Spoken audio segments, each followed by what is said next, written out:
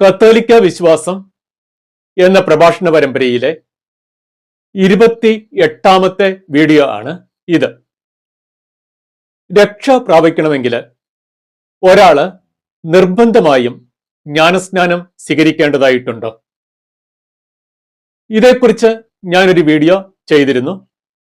അതിന്റെ link description ബോക്സിന്റെ തുടക്കത്തിൽ തന്നെ ഇട്ടിട്ടുണ്ട്. ആ വീഡിയോ കണ്ടിട്ടില്ലാത്തവര് അത് കാണുക. ഇനി പല പ്രൊട്ടസ്റ്റന്റ് സഭകളിലും യേശുവിൽ വിശ്വസിക്കുന്ന മുതിർന്നവരെയാണ് സ്നാനപ്പെടുത്താറുള്ളത്. എന്നാൽ ഇതിൽ നിന്ന് കുറച്ച് വ്യത്യസ്തമായി കത്തോലിക്ക സഭയില് ശിശുക്കളെയും സ്നാനപ്പെടുത്തുന്ന പതിവുണ്ട്. ശിശുസ്നാനം ബൈബിളിന് നിരക്കുന്ന ഒരു കാര്യമാണോ? ഇതേക്കുറിച്ചാണ് ഇന്നത്തെ ഈ വീഡിയോയിൽ നമ്മൾ വിശദീകരിക്കുവാൻ പോകുന്നത്. നമ്മുടെ ആദി മാതാപിതാക്കളായ ആദത്തെയും ഹവ്വായെയും ദൈവം സൃഷ്ടിച്ചപ്പോൾ അവർക്ക് ശാരീരിക ജീവൻ അല്ലെങ്കിൽ ഫിസിക്കൽ ലൈഫ് നൽകി. എന്നാൽ ഇതിനു പുറമെ അവർക്ക് ദൈവിക ജീവൻ അല്ലെങ്കിൽ ഡിവൈൻ ലൈഫ് അതും സമൃദ്ധമായിട്ട് നൽകിയിരുന്നു. ശാരീരിക ജീവൻ ദൈവം സൃഷ്ടിച്ചുണ്ടാക്കുന്ന ഒരു ജീവനാണ്. എന്നാൽ ദൈവിക ജീവന്റെ കാര്യം അങ്ങനെയല്ല. അത് ദൈവത്തിന്റെ സ്വന്തം ജീവനാണ്. അത് ദൈവത്തിൽ നിന്ന് മനുഷ്യനിലേക്ക് കടന്നു വരുന്നു. ദൈവിക ജീവൻ ഒരാളിലേക്ക് കടന്നു വരണമെങ്കിൽ ദൈവവും അയാളും തമ്മിൽ ഹൃദയത്തിന് സ്നേഹബന്ധം ഉണ്ടായിരിക്കണം. ആദി മാതാപിതാക്കള് ദൈവം വിലക്കിയിരുന്ന വൃക്ഷത്തിന്റെ ഫലം തിന്നപ്പോൾ ദൈവവുമായിട്ടുള്ള ആ സ്നേഹബന്ധം മുറിഞ്ഞുപോയി. ദൈവിക ജീവൻ അവർക്ക് നഷ്ടപ്പെട്ടു. ആദി മാതാപിതാക്കൾ ആദ്യപാപം ചെയ്തതിന് ശേഷമാണ് അവർക്ക് ആദ്യമായി കുഞ്ഞുങ്ങള് ജനിക്കുന്നത്. ആദി മാതാപിതാക്കൾ ചെയ്ത ആദ്യ പാപത്തിൽ അവരുടെ സന്തതി പരമ്പരയായ മനുഷ്യവംശം മുഴുവൻ പങ്കുപറ്റിയിരിക്കുന്നു എന്നുള്ളതാണ് ബൈബിളിന്റെ മാനദണ്ഡം. ഇക്കാരണത്താല് ഇന്ന് ഓരോ മനുഷ്യ ശിശുവും ജനിക്കുന്നത് ദൈവിക ജീവൻ ഇല്ലാതെ ആത്മീയ മരണത്തിന്റെ അവസ്ഥയിലാണ്. അതായത് ആദി മാതാപിതാക്കൾ ആദ്യ പാപം ചെയ്തതിനു ശേഷം കുഞ്ഞുങ്ങൾക്ക് ജന്മം നൽകി. അവരിൽ ജന്മന ദൈവിക ജീവൻ കാണപ്പെടത്തില്ല. ഇനി ആദി മാതാപിതാക്കൾ വിലക്കപ്പെട്ട വൃക്ഷത്തിന്റെ ഫലം തിന്നില്ലായിരുന്നു എന്ന് കരുതുക. പിശാചിന്റെ പ്രലോഭനത്തെ അവർ തള്ളിക്കളഞ്ഞു. ഇതിനുശേഷം അവർക്ക് കുഞ്ഞുങ്ങൾ ജനിച്ചാൽ തീർച്ചയായും ആ കുഞ്ഞുങ്ങളിൽ ജന്മനാ തന്നെ ദൈവിക ജീവൻ അല്ലെങ്കിൽ ഡിവൈൻ ലൈഫ് കാണപ്പെട്ടേ മതിയാവുകയുള്ളൂ. അപ്പോൾ ഒരു കാര്യം ഇതിൽ നിന്ന് നമുക്ക് വ്യക്തമാണ്.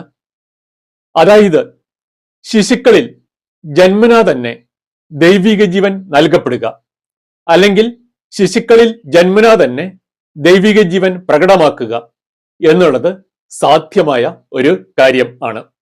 ഇത് നിങ്ങൾ മനസ്സിൽ സൂക്ഷിക്കുക. ഇനി ഇപ്പോൾ ജീവിച്ചിരിക്കുന്ന ഒരു മുതിർന്ന മനുഷ്യന്റെ കാര്യം പരിഗണിക്കുക. അയാള് യേശുവിൽ ബോധപൂർവം വിശ്വസിക്കുവാൻ തയ്യാറാകുന്നു, അല്ലെങ്കിൽ യേശുവിനെ രക്ഷകനും നാഥനും കർത്താവുമായി തന്റെ സ്വതന്ത്ര മനസ്സുകൊണ്ട് സ്വീകരിക്കുന്നു, സ്നാനപ്പെടുകയും ചെയ്യുന്നു. അപ്പോൾ അയാളിൽ ആത്മാവിൽ വീണ്ടും ജനനം സംഭവിക്കും. ദൈവിക ജീവൻ അയാളിലേക്ക് കടന്നുവരും. എന്നാൽ ശിശുക്കളെ സംബന്ധിച്ച് ഇങ്ങനെ വിശ്വാസത്തിന്റെ ഒരു തീരുമാനം തികച്ചും തങ്ങളുടെ സ്വതന്ത്ര മനസ്സുകൊണ്ട് എടുക്കുന്നതിനുള്ള പ്രാപ്തിയില്ല. നമ്മൾ സാധാരണ ജീവിതത്തിലേക്ക് വരുമ്പോൾ ഈ ശിശുക്കൾക്ക് വേണ്ടി എല്ലാ തീരുമാനങ്ങളും തന്നെ എടുക്കാറുള്ളത് അവരുടെ മാതാപിതാക്കളാണെന്ന് കാണാൻ സാധിക്കും. ഉദാഹരണത്തിന് ഒരു ശിശുവിന് രോഗം പിടിപെട്ടു. ഏത് ഹോസ്പിറ്റലിലേക്ക് കൊണ്ടുപോകണം മാതാപിതാക്കളാണ് തീരുമാനിക്കാറുള്ളത്. അതുപോലെ ശിശുവിനെ നഴ്സറി സ്കൂളിൽ ചേർക്കേണ്ട സമയമായി. ഏത് സ്കൂളിൽ ചേർക്കണം എന്ന് മാതാപിതാക്കൾ തീരുമാനിക്കുന്നു. എന്തിനു കൂടുതൽ പറയുന്നു, ഒരു ശിശു എവിടേക്ക് പോകണം, എന്ത് ധരിക്കണം, എന്ത് ഭക്ഷിക്കണം എന്നുവരെ തീരുമാനിക്കാറുള്ളത് ആ ശിശുവിന്റെ മാതാപിതാക്കളാണ്. അതായത് ശിശുക്കൾക്ക് വേണ്ടി ഈ തീരുമാനങ്ങൾ എടുക്കുന്നതിനുള്ള പ്രത്യേക അവകാശം, അതല്ലെങ്കിൽ കടമ, സവിശേഷമായ ഒരു രീതിയിൽ ദൈവം മാതാപിതാക്കൾക്ക് നൽകിയിരിക്കുന്നു. ഇനി വിശ്വാസപരമായ കാര്യങ്ങളും ഇതുപോലെ തന്നെയാണ്. ശിശുവിന് വേണ്ടി തീരുമാനമെടുക്കുവാൻ ഇവിടെയും മാതാപിതാക്കൾക്ക് അവകാശമുണ്ട്. നമുക്ക് ബൈബിൾ പഴയ നിയമത്തിലേക്ക് പോകാം. ഉൽപ്പത്തി പുസ്തകത്തിലേക്ക് വരുമ്പോൾ ദൈവം അബ്രഹാം എന്ന വ്യക്തിയെ പ്രത്യേകം വിളിച്ച് അവന്റെ ബന്ധുജനങ്ങളിൽ നിന്ന് വേർതിരിച്ച് ഒരു ദൂരദേശത്തേക്ക് കൊണ്ടുപോകുന്നതായി നമ്മൾ വായിക്കുന്നുണ്ട്. അബ്രാഹവുമായി ദൈവം ഒരു ഉടമ്പടി ചെയ്തു.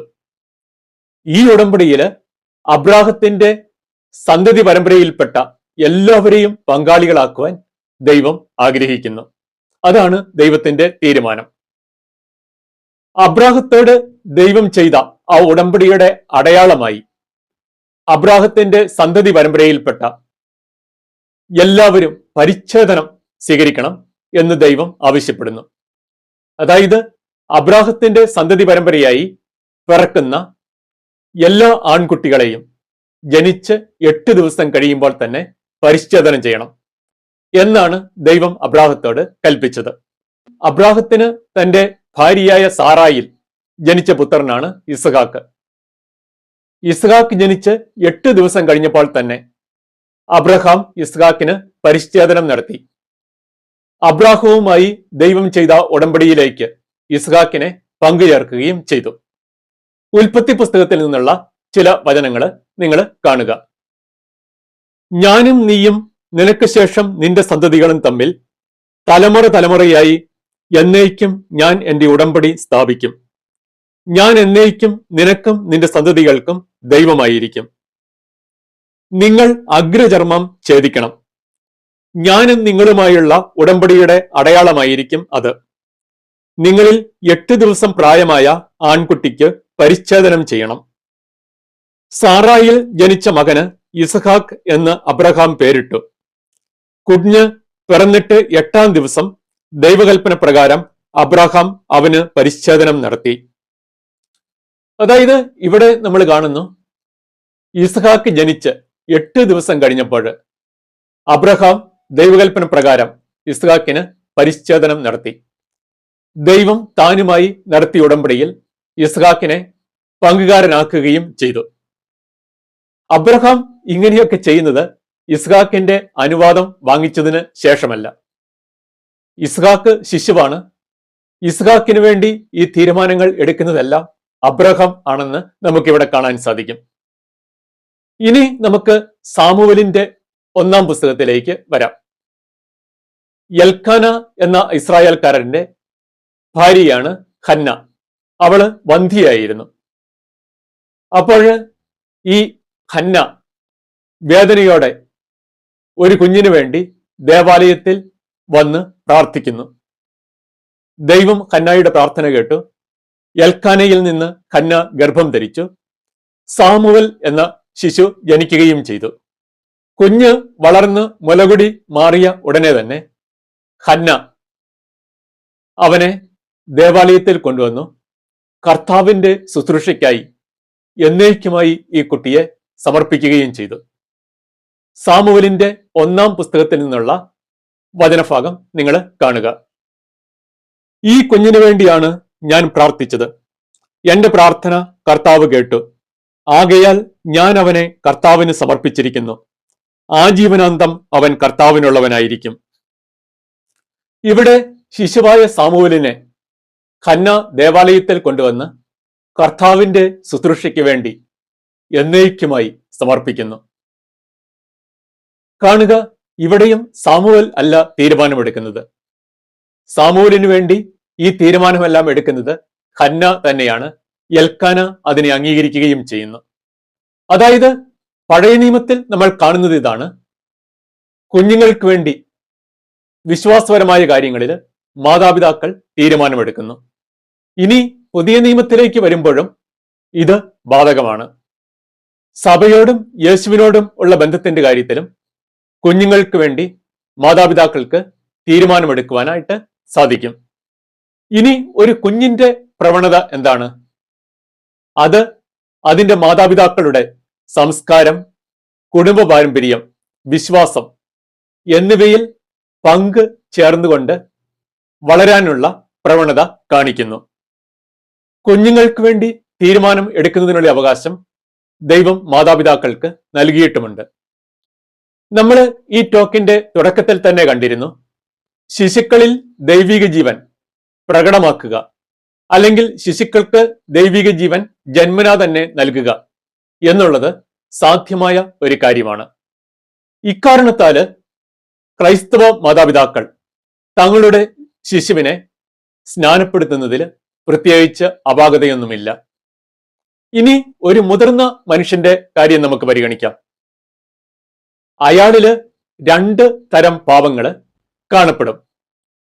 ഒന്ന് ഉത്ഭവപാപം, അതായത് ആദ്യമാതാപിതാക്കൾ ചെയ്ത ആദ്യ പാപത്തിൽ അയാള് പങ്കുചേരുന്നത് മൂലമുള്ള പാപം. ഇതിനെ നമ്മൾ ഒറിജിനൽ സിൻ എന്ന് ഇംഗ്ലീഷിൽ വിളിക്കുന്നു. ഇനി വ്യക്തിപരമായ പാപങ്ങളുമുണ്ട്. അത് അയാള് തന്റെ സ്വതന്ത്ര മനസ്സുകൊണ്ട് തീരുമാനിച്ചു ചെയ്യുന്ന പാപങ്ങളാണ്. മാമോദീസ സ്വീകരിക്കുന്ന വേളയിൽ ഉത്ഭവപാപവും ക്ഷമിക്കപ്പെടും, വ്യക്തിപരമായ പാപങ്ങളും ക്ഷമിക്കപ്പെടും. ഇനി വ്യക്തിപരമായ പാപങ്ങൾ ക്ഷമിക്കപ്പെടണമെങ്കിൽ ഈ സ്നാനം സ്വീകരിക്കുന്ന ആ സമയത്ത് ഇയാൾക്ക് ആ പാപങ്ങളുടെ പേരിൽ അനുതാപം അല്ലെങ്കിൽ പശ്ചാത്താപം ഉണ്ടായിരിക്കണം. എന്നാൽ ഉത്ഭവപാപം ക്ഷമിക്കപ്പെടണമെങ്കിൽ പശ്ചാത്താപത്തിന്റെ ആവശ്യമില്ല. അയാള് യേശുവിൽ വിശ്വസിച്ച് സ്നാനപ്പെട്ടാൽ മാത്രം മതി. കാരണം ഉത്ഭവപാപം വന്നിരിക്കുന്നത് അയാളുടെ വ്യക്തിപരമായ കുറ്റം കൊണ്ടല്ല. ഇനി ഒരു ശിശുവിന്റെ കാര്യത്തിലേക്ക് വരുമ്പോൾ ശിശു വ്യക്തിപരമായിട്ടുള്ള പാപങ്ങൾ ചെയ്തിട്ടില്ല, അതിനുള്ള തിരിച്ചറിവ് അതിന് വന്നിട്ടില്ല. പിന്നെ ശിശുവിൽ ആകെയുള്ളത് ഉത്ഭവപാപം അല്ലെങ്കിൽ ഒറിജിനൽ സിൻ മാത്രമാണ്. ഇത് ക്ഷമിക്കപ്പെടണമെങ്കിൽ പ്രത്യേകിച്ച് അനുതാപത്തിന്റെ അല്ലെങ്കിൽ പശ്ചാത്താപത്തിന്റെ ആവശ്യവുമില്ല. ഇക്കാരണത്താലും ഒരു ശിശുവിനെ സ്നാനപ്പെടുത്തുന്നതിൽ പ്രത്യേകിച്ച് അപാകതയൊന്നുമില്ല. ശിശുക്കളില് പരിശുദ്ധാത്മാവിന് പ്രവർത്തിക്കാൻ സാധിക്കും. നമ്മൾ ലൂക്കായുടെ സുവിശേഷത്തിലേക്ക് വരുമ്പോൾ സ്നാപക യോഹന്നാന്റെ കാര്യം കാണുന്നുണ്ട്. സ്നാപക യോഹന്നാന്റെ പിതാവ് സക്രിയായിക്ക് ഈ യോഹന്നാൻ ജനിക്കുന്നതിന് മുൻപ് ഗബ്രിയേൽ മാലാഖായുടെ അരുളപ്പാടുണ്ടായി. അപ്പോൾ മാലാഖ പറഞ്ഞത് ഇതാണ്: യോഹന്നാൻ അമ്മയുടെ ഉദരത്തിൽ വെച്ച് തന്നെ പരിശുദ്ധാത്മാവിനാൽ നിറയപ്പെടും. ഇനി സക്രിയയുടെ ഭാര്യ എലിസബത്ത് യോഹന്നാനെ ഗർഭം ധരിച്ചു. ആ അവസരത്തില് പരിശുദ്ധ മറിയം എലിസബത്തിനെ സന്ദർശിക്കുവാനായി അവരുടെ ഭവനത്തിലേക്ക് കടന്നു ചെല്ലുന്നുണ്ട്. മറിയത്തിന്റെ അഭിവാദനം ശ്രവിച്ചപ്പോൾ എലിസബത്തിന്റെ ഉദരത്തിൽ ശിശു പരിശുദ്ധാത്മാവിനാൽ നിറഞ്ഞ് കുതിച്ചു ചാടി എന്നാണ് ലൂക്കായുടെ സുവിശേഷത്തിൽ പറഞ്ഞിരിക്കുന്നത്. ആ വചനഭാഗം ഒന്ന് കാണുക. അമ്മയുടെ ഉദരത്തിൽ വെച്ച് തന്നെ അവൻ പരിശുദ്ധാത്മാവിനാൽ നിറയും. എന്റെ കർത്താവിന്റെ അമ്മ എന്റെ അടുത്ത് വരാനുള്ള ഈ ഭാഗ്യം എനിക്ക് എവിടെ നിന്ന്? ഇതാ നിന്റെ അഭിവാദന സ്വരം എന്റെ ചെവികളിൽ പതിച്ചപ്പോൾ ശിശു എന്റെ ഉദരത്തിൽ സന്തോഷത്താൽ കുതിച്ചു ചാടി. ഇവിടെ യോഹന്നാൻ അമ്മയുടെ ഉദരത്തിൽ ആയിരിക്കുമ്പോൾ തന്നെ പരിശുദ്ധാത്മാവിനാൽ നിറയപ്പെടുന്നതായി നമ്മൾ വായിക്കുന്നു. ഇനി മത്തായിയുടെ സുവിശേഷത്തില് യേശു പറയുന്ന മറ്റൊരു വചനം കൂടി കാണുക. അവർ അവനോട് പറഞ്ഞു, ഇവരെന്താണ് പറയുന്നതെന്ന് നീ കേൾക്കുന്നില്ലേ? യേശു പ്രതിവചിച്ചു, ഉവ്, ശിശുക്കളുടെയും മുലകുടിക്കുന്നവരുടെയും അധരങ്ങളിൽ നീ സ്തുതിയൊരുക്കി എന്ന് നിങ്ങൾ ഒരിക്കലും വായിച്ചിട്ടില്ലേ? ഈ വചനഭാഗത്തും നമ്മൾ കാണുന്നത് ഇതാണ്: ശിശുക്കളില് പരിശുദ്ധാത്മാവിന് പ്രവർത്തിക്കുവാനായിട്ട് സാധിക്കും. ഇനി നമുക്ക് അപ്പസ്തോല പ്രവർത്തനങ്ങളുടെ പുസ്തകത്തിലേക്ക് വരാം. കൊർണേലിയൂസ് എന്ന വിജാതീയ ശതാധിപന്റെ ഭവനത്തിൽ സമ്മേളിച്ചിരുന്ന വിജാതീയരോട് പത്രോസ് അപ്പസ്തോലൻ യേശുവിന്റെ സുവിശേഷം പ്രസംഗിക്കുന്നു. പത്രോസിന്റെ വാക്കുകൾ കേട്ടുകൊണ്ടിരുന്നപ്പോൾ തന്നെ ഈ വിജാതീയരില് പരിശുദ്ധാത്മാവ് വന്നു നിറഞ്ഞു. ഉടൻ തന്നെ അവർക്ക് സ്നാനം നൽകാൻ പത്രോസ് കൽപ്പിക്കുകയും ചെയ്യുന്നു. അപ്പസ്തോല പ്രവർത്തനങ്ങളിൽ നിന്നുള്ള വചനഭാഗം കാണുക. പത്രോസ് ഇത് പറഞ്ഞുകൊണ്ടിരിക്കുമ്പോൾ തന്നെ കേട്ടുകൊണ്ടിരുന്ന എല്ലാവരുടെയും മേൽ പരിശുദ്ധാത്മാവ് വന്നു. അവർ അന്യഭാഷകളിൽ സംസാരിക്കുന്നതും ദൈവത്തെ സ്തുതിക്കുന്നതും അവർ കേട്ടു. അപ്പോൾ പത്രോസ് പറഞ്ഞു, നമ്മെപ്പോലെ തന്നെ പരിശുദ്ധാത്മാവിനെ സ്വീകരിച്ച ഇവർക്ക് ജ്ഞാനസ്നാനജലം നിഷേധിക്കാൻ ആർക്കെങ്കിലും സാധിക്കുമോ? യേശുക്രിസ്തുവിന്റെ നാമത്തിൽ അവർക്ക് സ്നാനം നൽകാൻ അവൻ കൽപ്പിച്ചു. ഇവിടെ പത്രോസ് പ്രസംഗിച്ചുകൊണ്ടിരുന്നപ്പോൾ കേട്ടുകൊണ്ടിരുന്ന വിജാതീയരിൽ പരിശുദ്ധാത്മാവ് വന്നു. ഈ വിജാതീയരുടെ വിശ്വാസത്തെപ്പറ്റി അപ്പസ്തോല പ്രവർത്തനങ്ങളുടെ പുസ്തകത്തിൽ യാതൊന്നും പറഞ്ഞിട്ടില്ല. എങ്കിലും ഈ പരിശുദ്ധാത്മാവ് അവരിൽ വന്നപ്പോൾ അവർക്ക് സ്നാനം നൽകുവാനായിട്ട് പത്രോസ് കൽപ്പിക്കുന്നു. നമ്മൾ കുറച്ചു മുമ്പ് കണ്ടു, ശിശുക്കളില് പരിശുദ്ധാത്മാവിന് പ്രവർത്തിക്കുവാൻ സാധിക്കും. ശിശുക്കൾക്ക് ജന്മനാ തന്നെ ദൈവിക ജീവൻ നൽകാനും സാധിക്കും.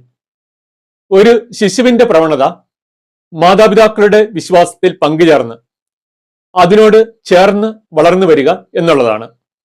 ഇക്കാരണത്താൽ ക്രൈസ്തവ മാതാപിതാക്കൾ അവരുടെ ശിശുവിനെ സ്നാനപ്പെടുത്തുന്നതിൽ പ്രത്യേകിച്ച് അപാകതയൊന്നും പറയാൻ പറ്റത്തില്ല.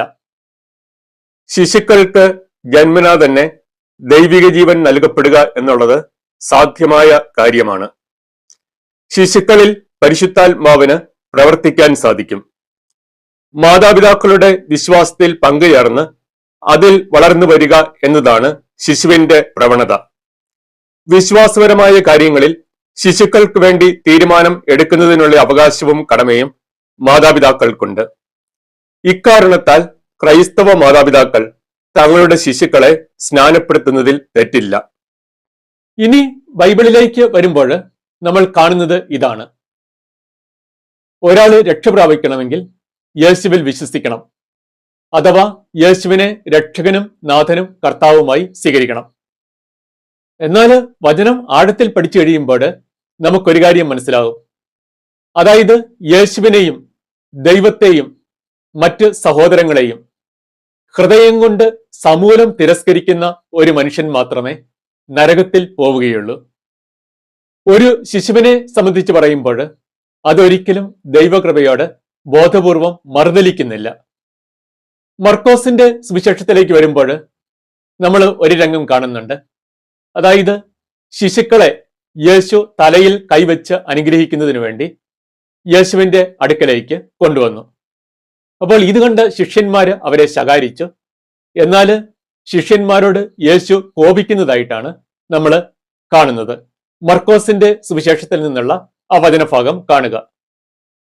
ഇത് കണ്ടപ്പോൾ യേശു കോപിച്ച് അവരോട് പറഞ്ഞു, ശിശുക്കൾ എന്റെ അടുത്ത് വരാൻ അനുവദിക്കുവിൻ, അവരെ തടയരുത്. എന്തെന്നാൽ ദൈവരാജ്യം അവരെ പോലെയുള്ളവരുടേതാണ്. സത്യമായി ഞാൻ നിങ്ങളോട് പറയുന്നു, ശിശുവിനെ പോലെ ദൈവരാജ്യം സ്വീകരിക്കാത്ത ആരും അതിൽ പ്രവേശിക്കുകയില്ല. അവൻ ശിശുക്കളെ എടുത്ത് അവരുടെ മേൽ കൈകൾ വെച്ച് അനുഗ്രഹിച്ചു. ഇവിടെ കാണുക, യേശു ശിശുക്കളെ അനുഗ്രഹിക്കുന്നു, ദൈവരാജ്യം അവരെ പോലെ ഉള്ളവരുടേതാണ് എന്ന് പറയുകയും ചെയ്യുന്നു. ഇനി ഞാൻ നിങ്ങളോട് ഒരു ചോദ്യം ചോദിക്കുകയാണ്. ഇതിൽ ഒരു ശിശു ഇപ്പോൾ മരിക്കുന്നു എന്ന് കരുതുക. അങ്ങനെയെങ്കിൽ ആ ശിശു നരകത്തിൽ പോകുമോ? പോകും എന്ന് കരുതുവാൻ യാതൊരു ന്യായവുമില്ല. അപ്പോൾ ഇതിന്റെ വെളിച്ചത്തിൽ ചിന്തിക്കുമ്പോൾ നമുക്ക് വീണ്ടും മനസ്സിലാക്കുവാൻ സാധിക്കും. അതായത് ക്രൈസ്തവ മാതാപിതാക്കൾ തങ്ങളുടെ ശിശുവിന് സ്നാനം നൽകുന്നതിൽ പ്രത്യേകിച്ച് അപാകതയില്ല. ഇനി ശിശുക്കളെ സ്നാനപ്പെടുത്തുന്നതിനെക്കുറിച്ച് ബൈബിൾ പുതിയ നിയമത്തിൽ ഒരിടത്തും പ്രത്യേകിച്ച് എടുത്തു പറയുന്നതായിട്ട് നമുക്ക് കാണാൻ സാധിക്കത്തില്ല. എന്നാൽ അതേസമയം കുടുംബ സമേതമുള്ള ജ്ഞാനസ്നാനങ്ങളെക്കുറിച്ച് പറയുന്നുമുണ്ട്. അപ്പോസ്തല പ്രവർത്തനങ്ങൾ 16-ാം അധ്യായത്തിലേക്ക് വരുമ്പോൾ നമ്മൾ ഫിലിപ്പി നഗരത്തിൽ ഒരു നദീതീരത്ത് വെച്ച് അവിടെ കൂടിയ സ്ത്രീകളോട് പൗലോസ് യേശുവിന്റെ സുവിശേഷം പങ്കുവയ്ക്കുന്നതിന്റെ വിവരണം വായിക്കുന്നുണ്ട്. അപ്പോൾ ആ കൂട്ടത്തില് ദൈവഭക്തയായ ലീദിയ എന്ന സ്ത്രീയും ഉണ്ടായിരുന്നു. പൗലോസ് പറഞ്ഞ കാര്യങ്ങൾ അവൾ വിശ്വസിച്ചു. പിന്നെ പറഞ്ഞിരിക്കുന്നത് ഇതാണ്, കുടുംബസമേതം അവള് ജ്ഞാനസ്നാനം സ്വീകരിച്ചു. ലീദിയായുടെ കുടുംബാംഗങ്ങളുടെ വിശ്വാസത്തെക്കുറിച്ച് ഇവിടെ പ്രത്യേകിച്ച് ഒന്നും എടുത്ത് പറയുന്നില്ല. വചനഭാഗം നിങ്ങൾ കാണുക. പൗലോസ് പറഞ്ഞ കാര്യങ്ങൾ സ്വീകരിക്കാൻ കർത്താവ് അവളുടെ ഹൃദയം തുറന്നു. കുടുംബസമേതം ജ്ഞാനസ്നാനം സ്വീകരിച്ച അവൾ ഞങ്ങളോട് പറഞ്ഞു, കർത്താവിൽ വിശ്വസിക്കുന്നവളായി എന്നെ നിങ്ങൾ ഗണിക്കുന്നെങ്കിൽ ഇന്ന് എന്റെ ഭവനത്തിൽ വന്ന് താമസിക്കാൻ ഞാൻ നിങ്ങളോട് അപേക്ഷിക്കുന്നു. ഇവിടെ ലീദിയ കുടുംബസമേതം ജ്ഞാനസ്നാനം സ്വീകരിക്കുന്നതായിട്ട് നമ്മൾ കാണുന്നു. കുടുംബത്തിൽ ഒരുപക്ഷെ കുട്ടികളും ശിശുക്കളും ഒക്കെ ഉണ്ടായിരിക്കുവാൻ സാധ്യതയുണ്ട്. ഇനി അപ്പസ്തോല പ്രവർത്തനങ്ങൾ 16-ാം അധ്യായത്തിൽ തന്നെ മറ്റൊരു വചനഭാഗം നമ്മൾ കാണുന്നുണ്ട്. പൗലോസും സീലാസും കാരാഗ്രഹത്തിൽ അടയ്ക്കപ്പെട്ടു. അർദ്ധരാത്രിയിൽ അവർ ദൈവത്തെ സ്തുതിച്ച് പ്രാർത്ഥിക്കുകയായിരുന്നു. അപ്പോൾ കാരാഗ്രഹത്തിന്റെ അടിത്തറ കുലുങ്ങി തടവുകാരുടെ ചങ്ങലകളെല്ലാം പൊട്ടി വീണു. കാരാഗ്രഹ സൂക്ഷിപ്പുകാരൻ ഇത് കണ്ട് ഭയപ്പെട്ട് പൗലോസിന്റെ കാൽക്കൽ വീണു. അപ്പസ്തോല പ്രവർത്തനങ്ങളുടെ പുസ്തകത്തിൽ നിന്നുള്ള ആ വചനഭാഗം ശ്രദ്ധിക്കുക. അവരെ പുറത്തേക്ക് കൊണ്ടുവന്ന് അവൻ ചോദിച്ചു, യജമാനന്മാരെ, രക്ഷ പ്രാപിക്കുവാൻ ഞാൻ എന്തു ചെയ്യണം? അവർ പറഞ്ഞു, കർത്താവായ യേശുവിൽ വിശ്വസിക്കുക, നീയും നിന്റെ കുടുംബവും രക്ഷ പ്രാപിക്കും. അവർ അവനോടും അവന്റെ വീട്ടിലുള്ളവരോടും കർത്താവിന്റെ വചനം പ്രസംഗിച്ചു. അവൻ ആ രാത്രി തന്നെ അവരെ കൊണ്ടുപോയി അവരുടെ മുറിവുകൾ കഴുകി. അപ്പോൾ തന്നെ അവനും കുടുംബവും ജ്ഞാനസ്നാനം സ്വീകരിക്കുകയും ചെയ്തു. ഇവിടെ കാരാഗ്രഹ സൂക്ഷിപ്പുകാരനും കുടുംബസമേതം ജ്ഞാനസ്നാനം സ്വീകരിച്ചു എന്ന് പറഞ്ഞിരിക്കുന്നു. ആ കുടുംബത്തിലും ഒരുപക്ഷെ കുട്ടികളും ശിശുക്കളും ഒക്കെ ഉണ്ടായിരുന്നിരിക്കാം. നമ്മൾ ഒരു കാര്യം മനസ്സിലാക്കണം. അതായത് ആദിമസഭ എന്ന് പറയുമ്പോൾ സഭ ആരംഭം കുറിച്ചിട്ടുള്ളതേ ഉള്ളൂ. അപ്പോൾ പ്രധാനമായിട്ടും സ്നാനപ്പെട്ടിരുന്നത് യേശുവിലുള്ള വിശ്വാസത്തിലേക്ക് കടന്നു വരുന്ന മുതിർന്നവർ ആയിരുന്നു. അതുകൊണ്ട് ശിശുക്കളുടെ സ്നാനത്തെക്കുറിച്ച് അവിടെ പ്രത്യേകം എടുത്ത് പറയുന്നില്ല. എന്നാൽ പതിറ്റാണ്ടുകൾ മുന്നോട്ട് പോയി ക്രൈസ്തവ കുടുംബങ്ങൾ ധാരാളമായി നിലവിൽ വന്നു. ക്രൈസ്തവ മാതാപിതാക്കൾക്ക് കുഞ്ഞുങ്ങൾ ജനിക്കാനും ആരംഭിച്ചു. ഇനി ഈ കുഞ്ഞിന്റെ പ്രവണത എപ്പോഴും ആ മാതാപിതാക്കളുടെ വിശ്വാസത്തോട് ചേർന്ന് അതിൽ പങ്കുപറ്റി വളർന്നു വരിക എന്നുള്ളതാണ്. തന്മൂലം ഈ ക്രൈസ്തവ മാതാപിതാക്കളുടെയും ശിശുക്കളെ അവരുടെ തീരുമാനപ്രകാരം സഭയിൽ സ്നാനപ്പെടുത്തുന്ന പതിവ് ആരംഭിച്ചു. ചുരുക്കി പറഞ്ഞു കഴിഞ്ഞാൽ നമ്മൾ ഈ ബൈബിളിന്റെ വെളിച്ചത്തിൽ ചിന്തിക്കുമ്പോൾ ഈ ശിശുക്കളെ സ്നാനപ്പെടുത്തുന്നതിൽ പ്രത്യേകിച്ച് അപാകതയൊന്നും ചൂണ്ടിക്കാട്ടുവാനായിട്ട് നമുക്ക് സാധിക്കത്തില്ല. മാത്രമല്ല, നമ്മൾ കത്തോലിക്ക സഭയിലേക്ക് വരുമ്പോൾ യേശുവുമായുള്ള ബന്ധത്തിൽ അത്രയ്ക്ക് ആഴമേറിയ വളർന്ന എത്രയോ വിശുദ്ധാത്മാക്കളാണ് സഭയിൽ ഉള്ളത്. ഈ വിശുദ്ധരിൽ ഭൂരിഭാഗം പേരും ശിശുക്കളായിരുന്നപ്പോൾ തന്നെ സ്നാനപ്പെട്ടിട്ടുള്ളവരാണ്. എന്നിട്ടും യേശുവിനോടുള്ള ബന്ധത്തില്, വിശുദ്ധിയില് ഇത്രയേറെ വളരാൻ അവർക്ക് സാധിച്ചു. ഇതിൽ നിന്ന് തന്നെ നമുക്ക് മനസ്സിലാക്കുവാൻ സാധിക്കുന്നതേയുള്ളൂ, ഈ ശിശുസ്നാനം എന്ന് പറയുന്നത് ദൈവം അംഗീകരിക്കുന്ന ഒരു കാര്യം തന്നെയാണ് എന്നുള്ള ആ വസ്തുത.